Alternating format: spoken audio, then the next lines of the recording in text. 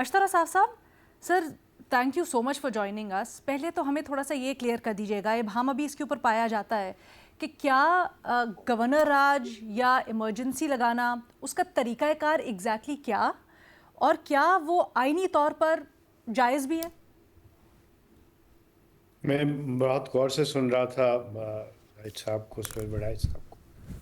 I totally agree with ہم کہ جو سارے سلسلے ہیں وہ سیاسی طور پر پارلیمنٹ میں اور گفت و شنید کے ذریعے کیے جائیں, لیکن آئین بنانے والوں نے, اور صرف ہمارے آئین میں نہیں پوری دنیا کے جو آئین ہیں ان میں اس طرح کی فیل سیف میکنزمز رکھی گئی ہیں کہ جہاں پہ جو آپ کے جمہوری اقدار سے آپ کوئی آپ چلانا چاہتے ہیں اور وہاں پہ فیلئر ہو جائے تو پھر کیا بریک ڈاؤن ہو جائے گا یا اس کے اندر کوئی سیف میکنزم ہے.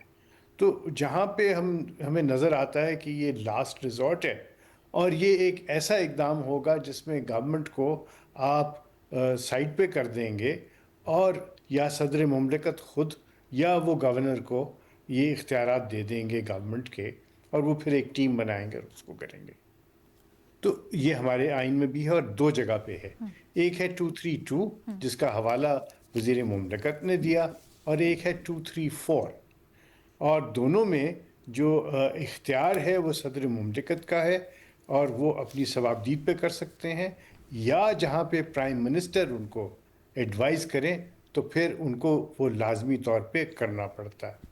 تو یہاں لفظ پرائم منسٹر کا ہے, اور صوابدید جو ہے وہ اس وقت ختم ہو جائے گی اور لازم ہو جائے گا جب پرائم منسٹر نے ان کو تجویز دے دی کی ہو. اور وہ کیسے ہوگی کہ گورنر جو ہیں وہ لکھ سکتے ہیں صدر مملکت کو کہ میری دانست میں اس وقت ایمرجنسی لگانا جو ہے وہ مناسب ہوگا کیونکہ انٹرنل ڈسٹربنسز ہیں, ویکیوم ہے, اور یہ ساری یہی چیز لکھی گئی تھی جب شہباز شریف صاحب کو برطرف کیا گیا تھا.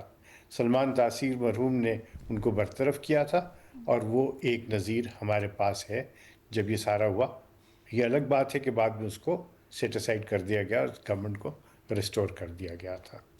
دوسرا ہے 234 جہاں پہ پوری فیڈریشن جو ہے وہ داؤ پہ لگ گئی ہو, اور فیڈریشن کا معاملات جو ہیں وہ صحیح طریقے سے نہیں چل رہے because of certain elements in a particular provincial assembly province.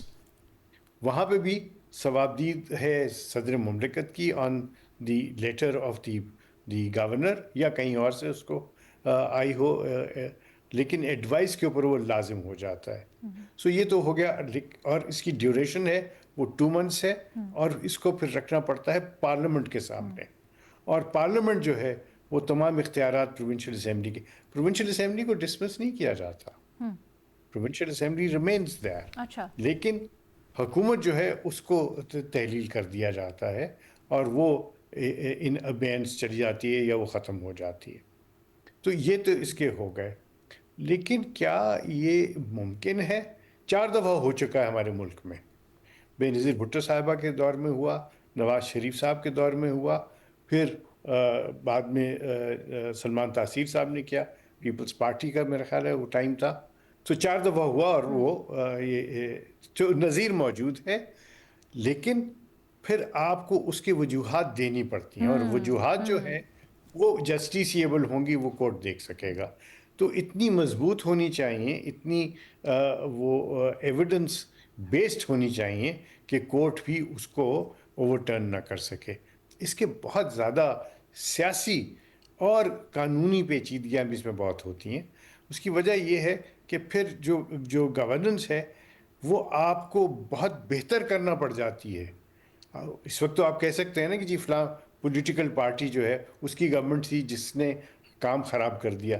جب آپ پہ یہ ساری ذمہ داری آ جائے گی اور آپ بھی ڈیلیور نہ کر سکیں تو پھر بہت مشکل ہو جاتی ہے. So this has to be taken with a pinch of salt. جہاں تک بات ہے کہ آج کل کے حالات کیا ہیں, تو وہ اس کے اوپر بڑی لمبی بھی بحث ہو سکتی ہے. مختصراً یہ کہوں گا کہ جو آپ اگر جیو پہ دیکھیں, not Jio television, but جو آپ کا گوگل سے آپ دیکھیں گے سارا تو وہاں پہ جو کاشتکاری ہو رہی ہے پوسٹ کی اور باقی چیزیں ہو رہی ہیں things are not good I tell you they are not good at all یہ اگر گورنمنٹ نے پہلے یہ سارے کام کیے ہوتے تو بہت ہی اچھا ہوتا. آپ کو یاد کراؤں کہ ماضی قریب میں آئی ایم ایف کو بھی کہا گیا تھا کہ آپ جو قرضہ ہے اس کو رینیو نہ کریں.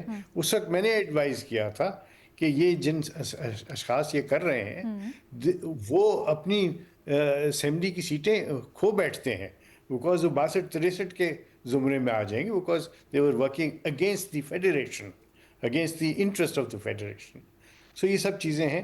دیکھیے گورنمنٹ اس میں کیا قدم لیتی ہے بٹ اس کو بہت ہی زیادہ دور اندیشی سے دانش مندی سے یہ قدم لینا ہوگا.